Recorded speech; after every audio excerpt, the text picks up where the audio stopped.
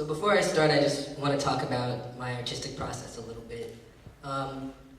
With this piece, I wanted to roll up on crews and cultures, basically, both Chicano and Maricon.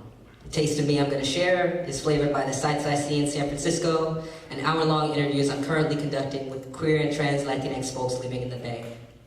I invite you to take a drive through time with me and two of my comrades, to ask yourself what it means to ride into your identity, past racist speed bumps and the flat-tire definitions of class, gender, and sexuality, to determine how city-smart, down and brown you can really be when you're transracially adopted in the Central Valley and unaware of your heritage until you attend college, to come out as queer before you come out as a POC, to think about how it feels to be young, gifted, and black, but also a brown girl from deeply planted roots that include a white grandmother and a father whose Mexican identity is synonymous with San Francisco, but does not even extend to teaching you Spanish.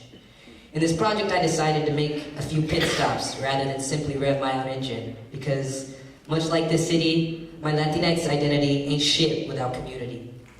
So join me as I bring a bit of my past as a bisexual woman of color in film and a glimpse into my future as a trans person of color, unhitching what it means to develop the white line fever without the supervision of Latinx parents to guide the wheel of my brownness. First stop, fall, 1988. After being born at home in the Valencia Gardens and subsequently adopted 10 days later, I'm fastened into a car seat and driven home to Midtown Park Apartments. My adoptive, mostly white-passing Asian American mother specializes in the care of medically fragile newborns. Me in particular. Sicknesses are swimming in both me and the veins of the city. Crack and heroin have hit the Fillmore, Mission, Excelsior, Lakeview, HP, and like far too many babies born during this era, I've got a detox from both the speedball in my system and the turf wars brewing between city-born Chicanos and migrant Nicoyas and Salvadoreños.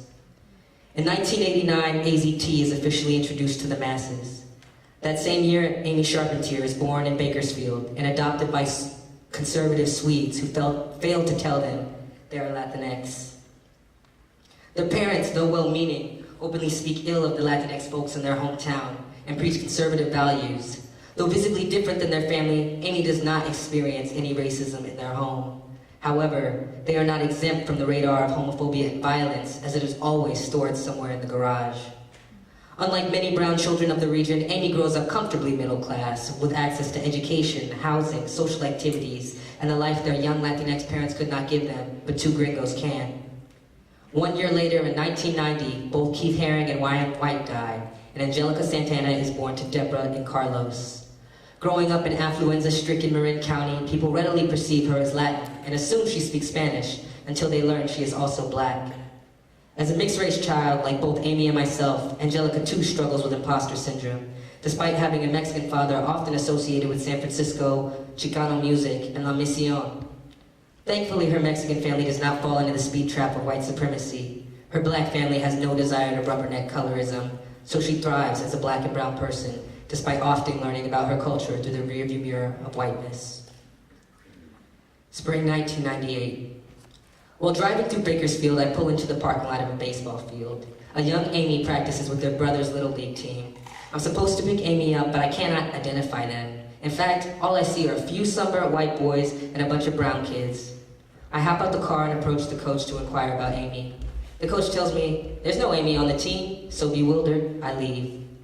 Down the road, I learn that to make Amy feel more comfortable on the team, Coach Alvidrez renames them Bobby Alvidrez, because he thought they just looked like a Bobby, and Alvidrez added some brown flair to their very white surname. Whether consciously done or not, their coach's inclusivity is one of Amy's first palpable experiences of feeling gender variant and Latinx. And though I'm under the impression I've missed the opportunity to give them a lift, they've actually found themselves a way home. They feel at peace. They are accepted. Their surrogate brown father comes through with a jump when the casual racism and blatant homophobia of their adopted family breaks them down.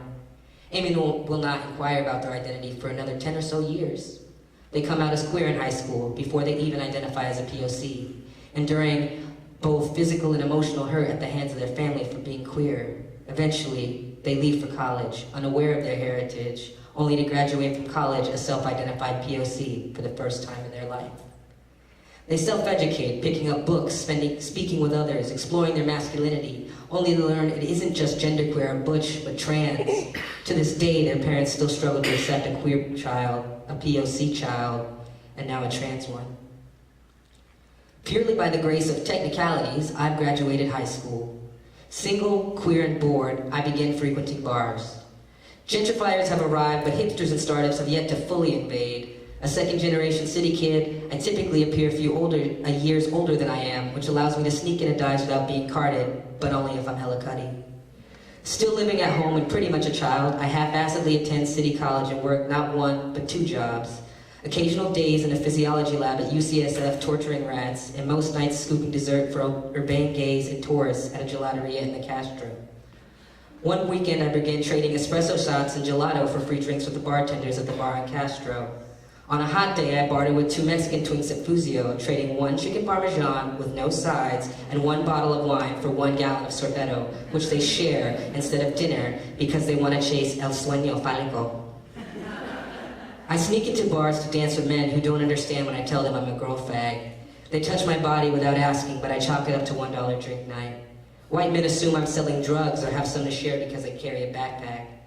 Though offended, I'm not shocked because racism runs rampant in the Castro, much to the dismay of everyone else who is not a white, cis male. In fact, in 1980, Randy Kikakawa is kicked out of the station on Castro for simply being too small.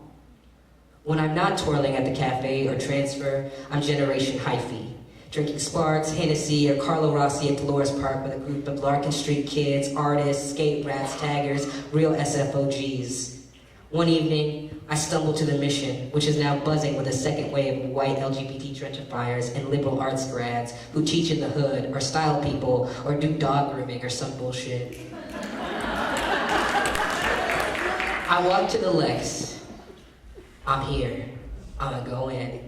An aging dyke actually helps me get in, only to get myself banned till I'm 21 for playing NSYNC on the jukebox.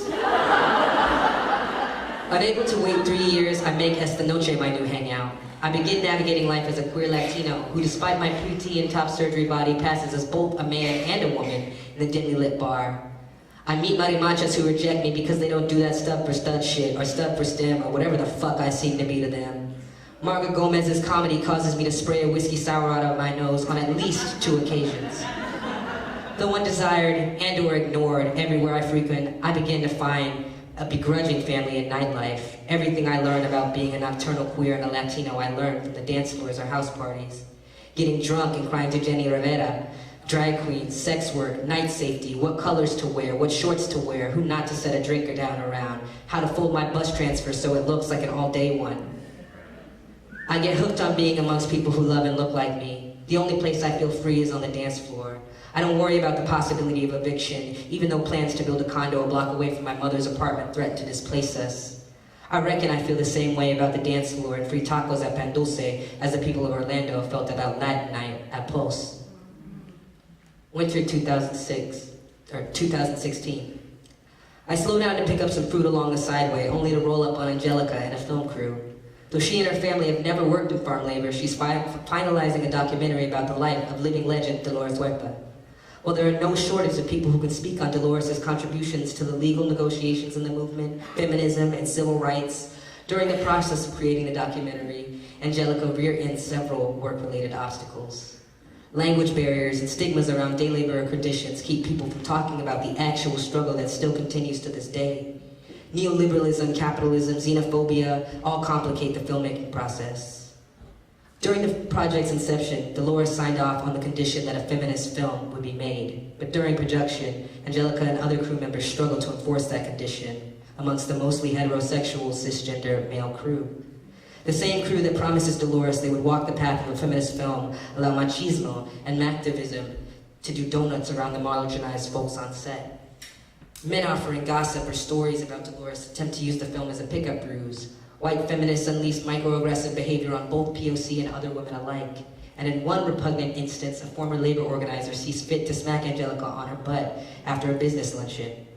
She relays the incident to another crew member, and she's jokingly thanked for taking one for the team. Still committed to the project, she continues to manage her role as associate producer. The film wraps, eventually even going to Sundance, where Angelica acts as one of the 3 women of color, Dolores included, represented on stage. At the end of her story, I offer a ride back to the Bay with Amy, since we're all headed to BRAVA. Though I want to be shocked by these road trip admissions, I know all too well the ways black and brown, trans people, and women of color become the vehicles for progress. I recall a time when a room was not $1,800, where it did not cost $4,000 a month to live in San Francisco. Chauvinistic bug-filled windshields, white power washing, the body issues, the unsolicited hands and eyes on the head or tail lights of lighter-skinned girls at 12 or 13, blonde-colored girls around 8, and the dark-skinned girls before they lose their baby teeth. Exhausted by the drive, I stopped my car one last time outside of St. Francis Fountain to drop Jelly and Amy off, examine the visual, spiritual, and emotional reality of what it means to be still here, fighting for a city, an identity, to find my brownness, to have an autonomous body, locked and unlocked at my own discretion, to be Latinx, a Latinx queer, high bouncing into the sunset like Raza Cosmica and the two-spirit Afro-Indigenous hot rod I am.